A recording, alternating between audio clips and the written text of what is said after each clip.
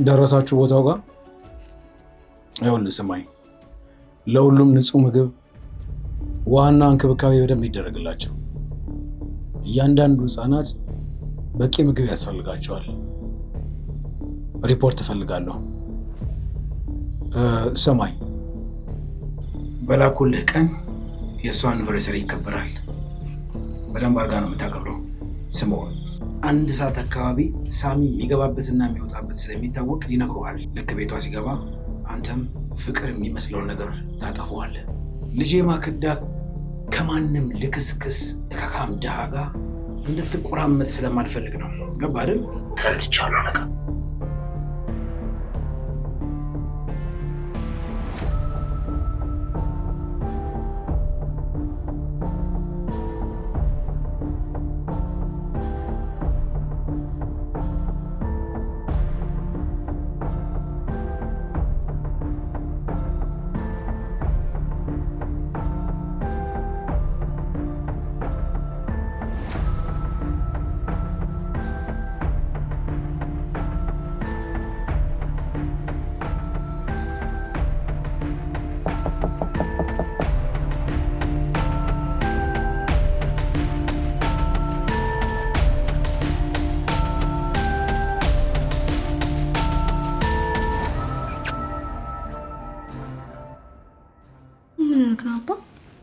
የደበረክ ትመስላለህ።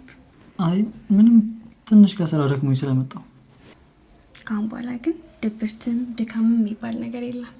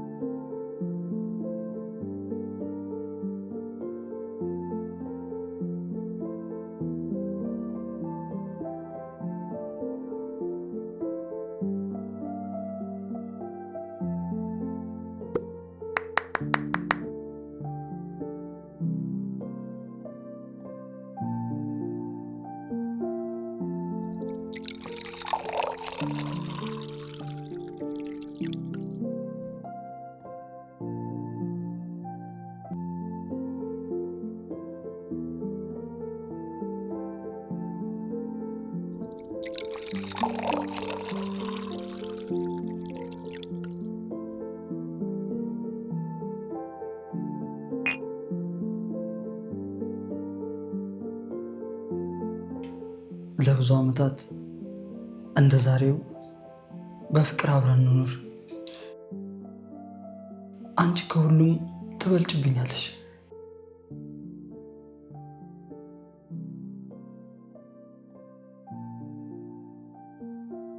ትልቋ በረከቴ፣ ማመስገኛዬ፣ ውዷ ስጦታ አንቺ ነሽ። በዛ ላይ ደግሞ ፈገግ ምለው እኮ በአንቺ ምክንያት ነው። ማኪ እወድሻለሁ። እኔም አንተ እኮ ማለት የህይወቴ ትልቁ ገጸ በረከት ነህ። በጭንቀቴ ቀን ጥንካሬ፣ በደስታዬ ቀን ደግሞ ፈገግታዬ። አንተን በማግኘቴ እግዚአብሔርን በየቀኑ አመሰግነዋለሁ።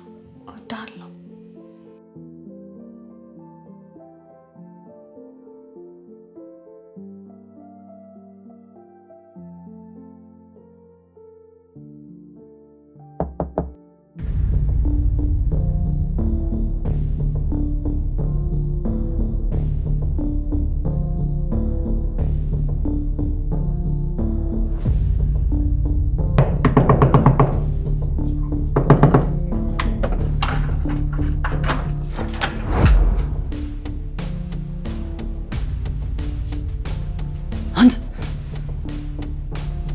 ያደረክ ይቅርታ ጌታ፣ ያው ጊዜው እንደማይመች እኮ አውቃለሁ። ያው ሌላ ምን ምርጫ አልነበረኝም። እቺ ልጅ እንደምታያት ከጧት ጀምሮ ስራ እየፈለገች የተንከራተተች ነው ያለችው። ታውቃለህ ብዙ ቦታ ሄደች፣ ግን ማንም ሊቀጥራት አልቻለም። ማንም አልጠራትም። በእናትህ ታውቃለህ በጣም ተቸግራለች። ያው ሳሚ ጥሩ ሰው ነው እድል ይሰጥሻል ምናምን ብዬ ነው ወደዚህ ያመጣት። ስንት ነገር ብያታለሁ በእናትህ ስላንተ። እኔ ልሞትልህ ታታሪና ታማኝ ሰራተኛ ናት። የምትጣትን ስራ በአግባቡ ነው የምትወጣው። ለአንድ ቀን ብቻ አንተ ያትና ካልሆነች በነጋታው እኔ ራሱ ነው ወስደታለሁ። አንድ ቀን አይታት በጣም ነው የምትወዳት። በዚህ ጊዜ በዚህ ዘመን እቺን የመሰለች ቅን የዋህ ልጅ ማግኘት በጣም ከባድ ነው።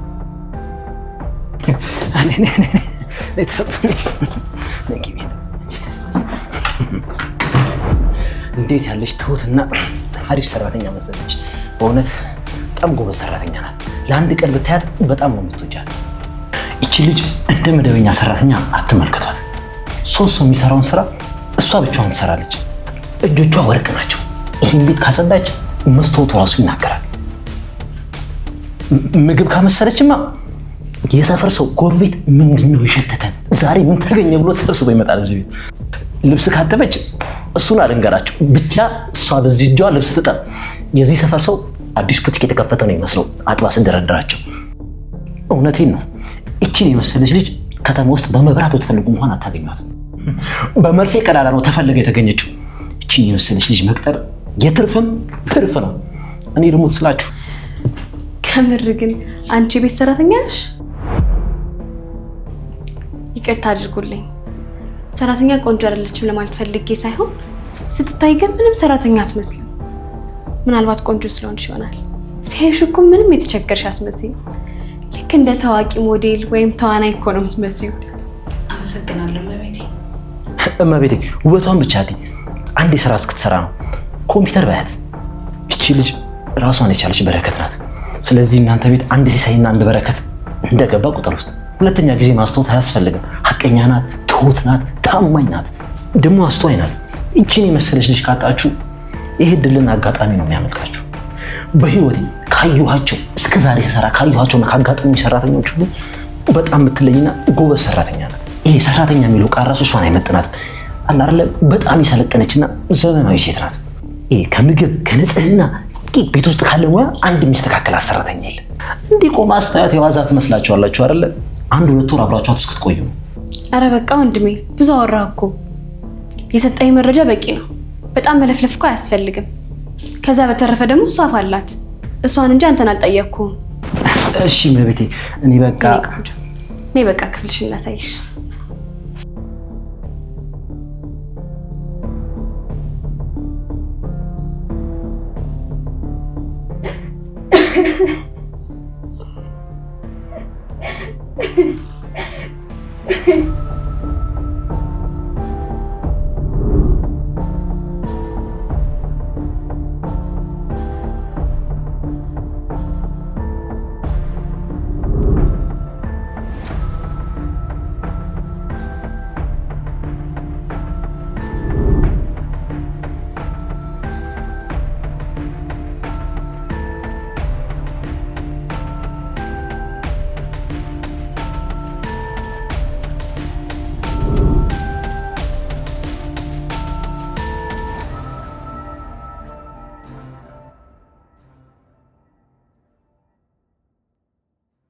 የማይሆን ሰዓት መተን መጠበቅናችሁ አይደለ?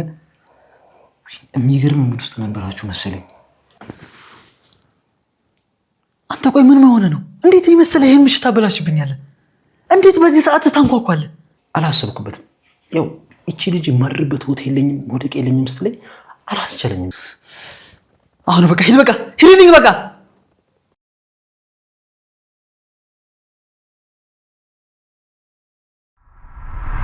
በጣም ነው የምወድህ። እኔ አንተን አጥቼ መኖር አልችልም።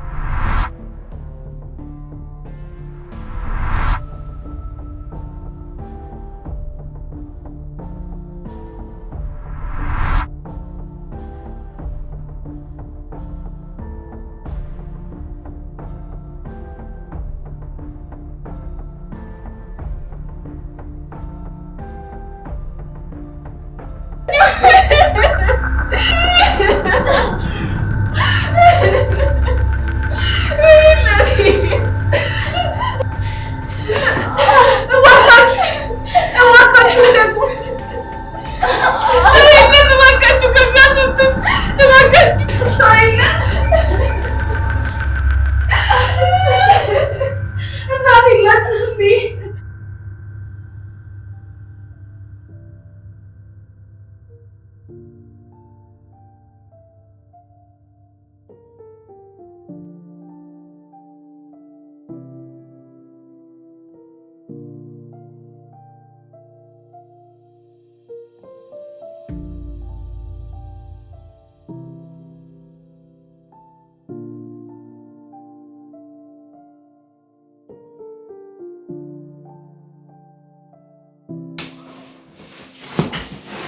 ሳም አይቻልም። አትለብስም እንዴ? አትለብስም።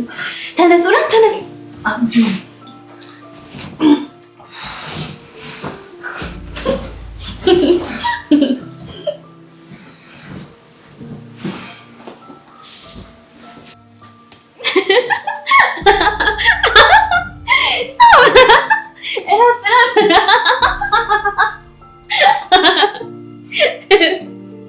ሰራልሽ ካንግል በጣሽማ እንዴ ዝም ብለሽ አይደል? እሺ በቃ እሺ።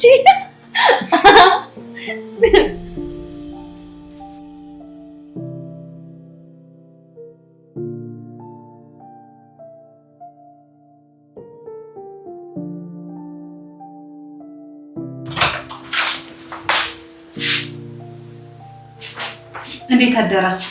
እንዴት አደርሽ? ሻይ ይዤላችሁ መጥቼ ነበር። እዛው ሳሎን አስቀምጪ፣ ይመጣል።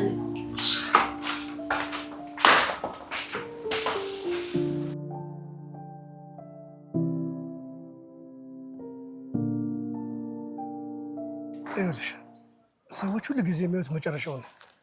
ነገር ግን እዛ ጋር ለመድረስ የሚያሳልፈውን ጨለማና ውጣ ውረድ ማንም ሰው ያውቃል። እንዴት? ምን ለማለት ፈልገህ ነው? ሰው ሲወድቅ ሁሉም ሰው ይስቅበታል፣ ሲነሳ ደግሞ እድለኛ ነው ይላሉ። ነገር ግን ለመነሳት የከፈለውን መስዋዕትነት ማንም ሰው አይረዳም። ማንም በህይወት ያጣሁትን ሁሉ እያንዳንዷን ነገር ለመመለስ እየታገልኩ ነው። ይህ ሁሉ እውነት ግን ስለ ሳሚና ስለ ድርጅቱ ብቻ ነው? አይ እንግዲያውስ ንገረኛ። ከዚያ በላይ የሆነ ነገር አለ። እኔን በዓለም ላይ ያለሁት አሳዛኝ ሰው እንደሆነ ያደረገኝ እድሜን የበላው እድሜን። የማክዳ አባት? አዎ እሱን ሰዎች እንደ ትልቅ ሰው ያዩታል፣ እንደ ጠንካራ ሰው። በመንገዴ ላይ በጣም ብዙ ነገር ነው ያሳጣኝ። ለምሳሌ የልጅነት ደስታዬን፣ የሚያፈራ ልቤን፣ ሰዎችን በቀላል የሚያምን ነፍስ። እኔ አይሽ በልጅነቴ መማር ሲገባኝ፣ መጫወት ሲገባኝ ገና በልጅነቴም መጠንቀቅን ተማርኩ። ግን እኮ ያ ሁሉ ዓመታት አልፈዋል። ኖ ለእኔ ግን አላለፈም። ምንም ጊዜው ቢያልፍም በውስጤ ግን ብዙ ጠባሳዎች አሉ። ስለዚህ ነው እሱን ማሸነፍ የምትፈልገው? እኔ እሱን ብቻ አልዋጋም፣ ነገር ግን በውስጤ የታሰረውን ያንን ልጅ እፈልገዋለሁ። ማክዳ ምን አጠፋች ታዲያ? አንድ መወዳት ልጅ እሷ ነበረች፣ ምናልባትም እስከ ዛሬ ድረስ። ግን አንድ ነገር ተማርኩኝ። ልብሽ የሚወደውን ሰው አንዳንድ ጊዜ ከቁስል ጋር ታገኘዋለሽ። እና አቂመክ ነው? ቂም አየሽ፣ ቂም እንደ እሳት ነው። መጀመሪያ ግን ሌላውን ማቃጠል ይጀምራል። ከዚያ ግን የያዘው ሰው ውስጥ ነው የሚገባው። እስካሁን ውስጥህ እየተቃጠለ ነው? አዎ በጣም ውስጤ እየነደደ ነው። እሺ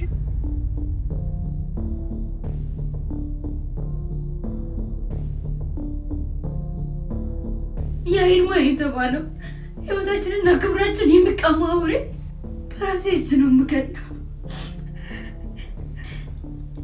ብቻ ከዚህ መውጫ መንገድ ላኪኝ።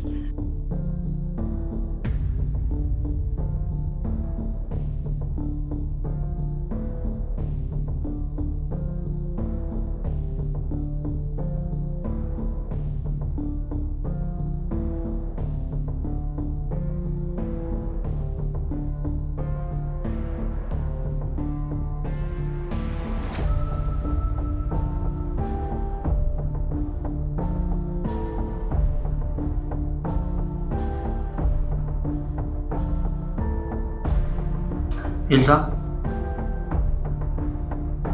አንዴ ነይ እስኪ።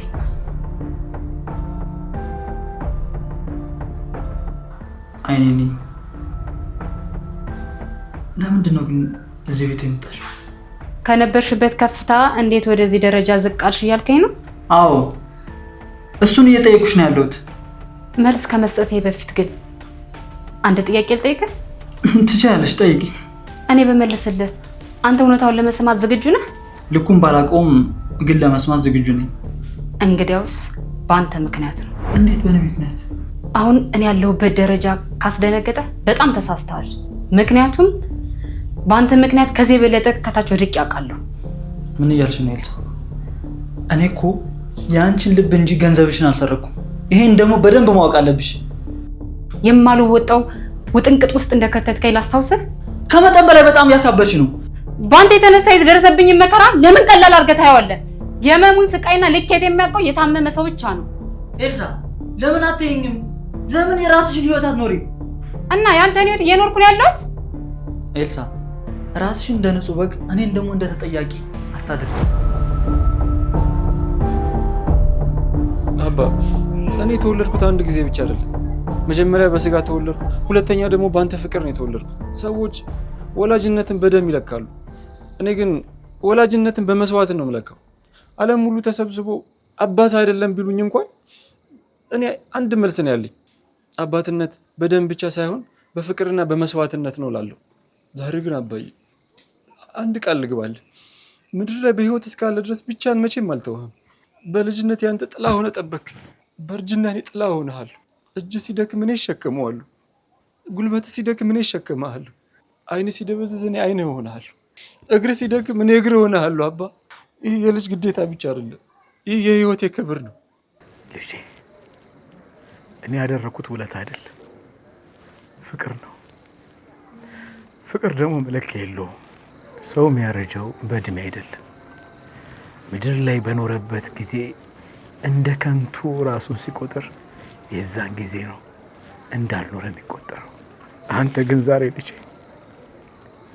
እድሜን ሁሉ እንዳልባከነ ነገርከኝ። እኔ የፍቅር ለጋሽ እንደሆንኩ እንዲሰማኝ አረከኝ። ልጄ እስቲ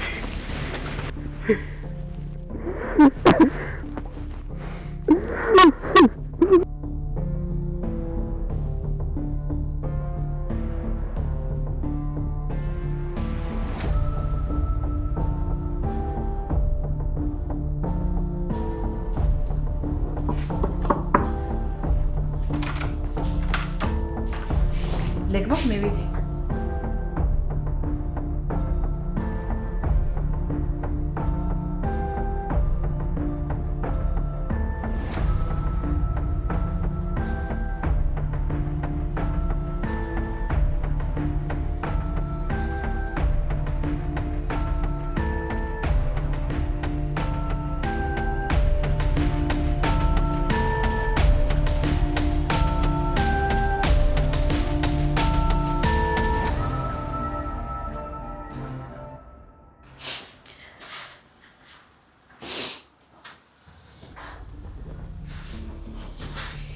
ማኪ ይህን ነገር ሳስበው ደሜ ይፈላል። እንዴት በሚሊዮኖች የሚገመት ተቋም እንዴት በአንድ ቀላል ተራ ፊርማ ይጨበረበራል? ሳሚ እባክህ አባቴ ተው። እንዴት ልተው? ምን አይነት ቸልተኝነት ነው? ንገሪኛ። አባቴ እኮ ሰዎችን ያምናል። ቆይ የመጨረሻውን ፊርማ ማን ያደረገው? አባቴ። እንግዲህ ሌላ ሰው እንዴት እንወቅሳለን? በቃ አንተ አሁን እያሳሰበ ያለው ማነው ጥፋተኛ ማነው ተጠያቂ የሚለው ብቻ ነው። እሱም ተጎጂ ነው። እሺ አባትሽ እኮ ለአመታት አንድ ቀን እንኳን አማክሮኝ አያውቅም። አንድ ቀን። እባክህ እኔን ወቀሳ አቁም። እኔ አሁን ያለብኝ ጭንቀት ይበቃኛል። አንተ ደግሞ አባቴ ላይ የወረድ ሌላ ሸክም አትጨምርብኝ። ማክዳ እኔም ተጎድቻለሁ እኮ። ደግሞ እውነታውን ማወቅ አለብኝ። እውነታውን ከመናገር ደግሞ አትከልክኝ። እሺ እውነታው እሱ ነው። ጥፋተኛው አባትሽ ብቻ ነው።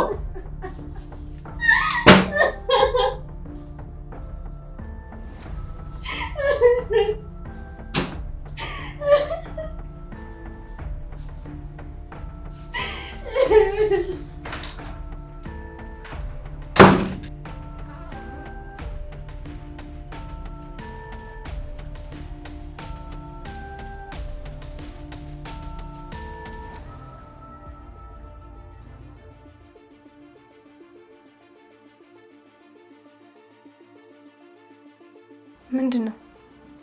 ከእንግዲህ በኋላ ምንም አይነት ግምት አልፈልግም። የማውቀውን ነገር ሁሉ እኮ እየነገርኩ ነው። አንዳንድ እውነቶች ሰው ሳያስብ ካፌ ይወጣሉ። እኔ ደግሞ ፈልገው ያንን ነው። እዚህ ድረስ ልትሄድ ነው? የምንጫወተው ጨዋታ እኮ ቀላል አይደለም።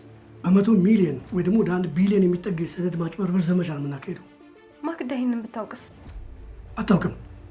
በእርግጥ እሷ በጣም ታምነኛለች፣ ግን እንዴት የድምፅ መግጃ እገጥምላታለሁ? ይህ እኮ ሌላ ሌቭል ነው። በያዝነው ጨዋታ አይደለም። እምነት ከሁሉም የበለጠ ኃይለኛ መሳሪያ ነው። ግን እኔ እያንዳንዱን ነገር ላይቭ መከታተል እፈልጋለሁ። አንዳንዴ ራሴን ጠይቋለሁ፣ የዚህ ነገር መጨረሻ ምን ይሆን? መጨረሻውማ አሸናፊና ተሸናፊ ብቻውን የሚታይበት የፉክክር ሜዳ ይሆናል። እኔ በየቀን ዋሻታለሁ፣ እሷ ግን ሁሌ እንደ እህቷ ታይኛለች። ስራሽን ከስሜትሽ ጋር አትቀላቂ። አንድ ቀን እውነቱ ቢወጣት? እውነት ሁል ጊዜ ያሸንፋል ይላሉ። እኔ ግን ከእውነት በፊት የምደርስ ሰው ሆናለሁ። ምን ነው አንተ እንደ መላክ ክንፋለህ እንዴ?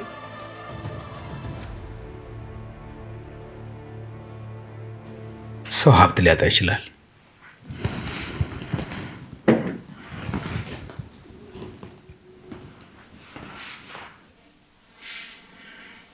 ክብሩን ግን መቼም ሊያጣ አይገባም።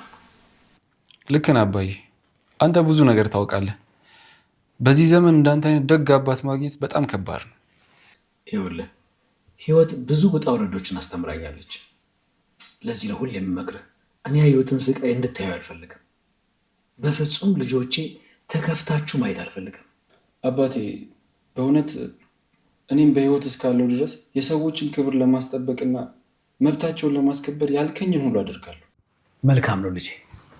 ነገር ግን አንዳንዴ የዓለምን ክፋት ማወቅ ደግሞ በጣም ጥሩ ነው። አንድ ጨካኝ ማፊያ ህፃናትና ሴቶችን እያደነ አካላቸውን እንደሚሸጥ ደርሼበታለሁ። ግን እመኛ አባዬ፣ እኔ አንተ ልጅ በቅርቡ ያለበት ደርሼ ዋጋውን እሰጠዋለሁ። የእኔ ጀግና ልጅ ደረስክልኝ ማለት ነው። ነገር ግን ማወቅ ያለብህ ዓለም አንተ እንደምታስባት ንጹህ አይደለችም ልጄ።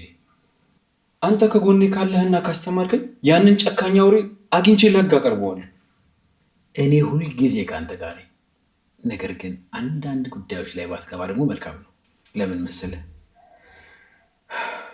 አንተን እንዳይጎዱብኝ እሰጋለሁ። ያንተ የህይወት ታሪክ ለእኔ ትልቅ መማሪያና ኩራቴ ነው። ደግሞ አታስብ፣ ምንም አልሆነም። አንተ ብቻ በጸሎት አግዘኝ። እሺ ልጄ፣ እጸልይልሃለሁ። ወደፊት የምትረዳቸው ብዙ ነገሮች ይኖራሉ። አሁን ግን ትንሽ ተረጋጋ። እሺ አባዬ፣ የዛን ክፉ ማንነት ገሃድ አውጥቼው አንገቱን እንደማስደፋው ቃል ገባልሃለሁ። እተማመንብሃለሁ ልጄ፣ ግን አደራ ራስን እየጠበቅ። እሺ አባዬ፣ በቃ ወደ ድርጅቱ ልሂድ። ዛሬ ለብዙ ጎዳና ተዳዳሪዎች ብዙ ገንዘቦች ይደረጋል። እሺ ልጄ፣ መልካም ቀን።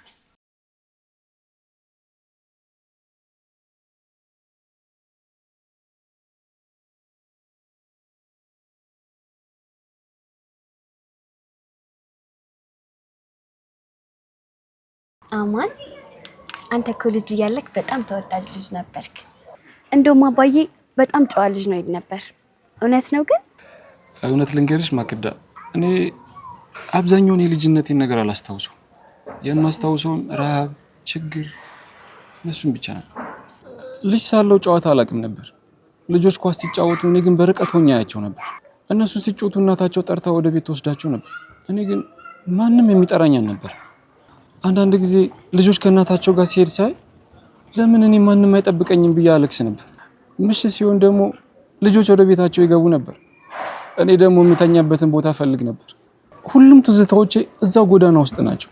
አንድ ቀን ሱቅ ስር፣ አንድ ቀን ጎዳናው ላይ፣ አንድ ቀን ደግሞ ከአጥር ስር። ምናልባት የልጅነት ጊዜን ያገኘሁት ዘግይቶ ነው። ይህንን ደስታ ደግሞ የሰጠኝ አባትሽ ነው። ለመጀመሪያ ጊዜ ልጄ ተብዬ የተጠራሁት በሱ አፍ ነው። አይገርምም? ለመጀመሪያ ጊዜ ሰው እንደሆንኩ የተሰማኝ በሱ ቤት ነው። አማን፣ አንድ ነገር ልንገርህ። ንገሪ። አንተ ልጅ ሆነህም በጣም ጨዋ ነበርክ። በእውነት አስቸጋሪ ልጅ እኮ አልነበርክም። አባቴ አንድ ነገር ይናገር ብቻ አንተ ወዲያውኑ ታደርገው ነበር። በቤት ውስጥ ለሰው ሁሉ አክብሮት ነበረ። የቤት ሰራተኞቻችን ሳይቀሩ በጣም ይወዱ ነበር። እኔ ግን እንደዛ አልነበርኩም። ረባሽ ነበርኩ። በጣም በጥባጭ ልጅ ነበርኩ። እውነት? እኔ ይሄን አላስታውስም። አንተ አታስታውሰውም፣ እኔ ግን አንድም ቀን አልረሳሁትም። እና አንድ ሚስጥር ልንገርህ። ምንድነው? እቀናብህ ነበር። ትቀኝብኝ ነበር? አዎ በጣም እቀናብህ ነበር። መጀመሪያ አንተ ወደኛ ቤት ስትመጣ እኔ በጣም ልጅ ነበርኩ። አባዬ ከስራ ወደ ቤት ሲመጣ ቀድሞ የሚያቅፈኝ እኔን ነበር።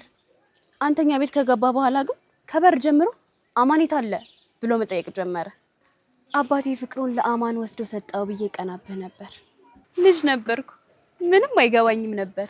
ግን ከጊዜ በኋላ አንድ ነገር ገባኝ። አባዬ እኔ ላይ ፍቅሩን አልቀነሰም ነበር፣ ከኔም ወስዶ ላንተ ፍቅሩን አልሰጠም ነበር። የራሱን ልብ አስፍቶ ሁለታችንን በኩል ወደደን። ያኔ ነው የገባኝ።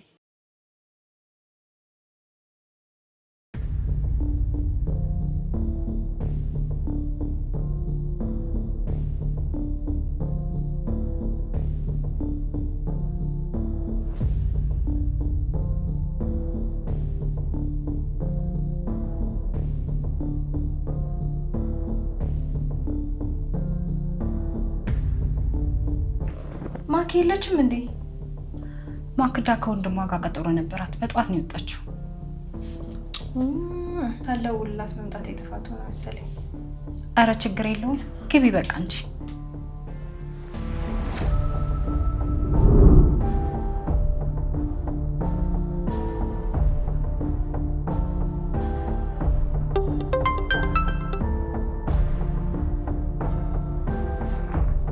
አቤት።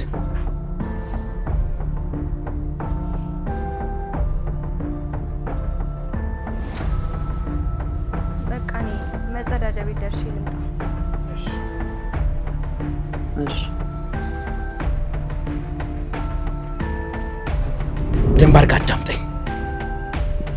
ከኔ ጋር የጀመርከው ጨዋታ ማን እንደሚያሸንፍ በደንብ አሳያለሁ። ከፊቴ ስትገኝ እንዴት አረጌ እንደማጠፋ በቅርቡ የምታየው ይሆናል።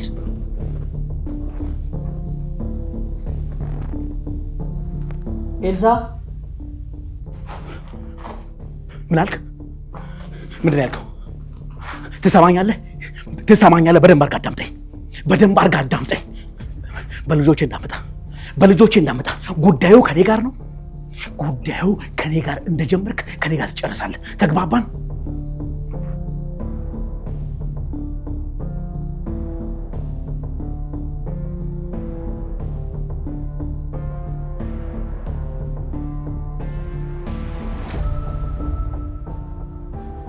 ኤልሳ። አቤት። እስኪ ከመኝታ ቤት ወረቀት አቀብኝ። ይቅርታ አለቃ፣ እጅግ ስለሆነ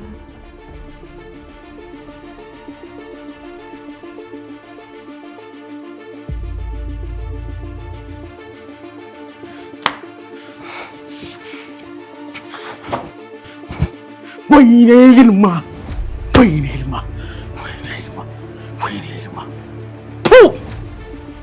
ቆሻሻ። አሁን በማይመጣ መታል። አሁን ጦርነቱን ከኔ ጋር ትቀጥላለህ። ምን ማድረግ እንዳለብኝ አሳያለሁ።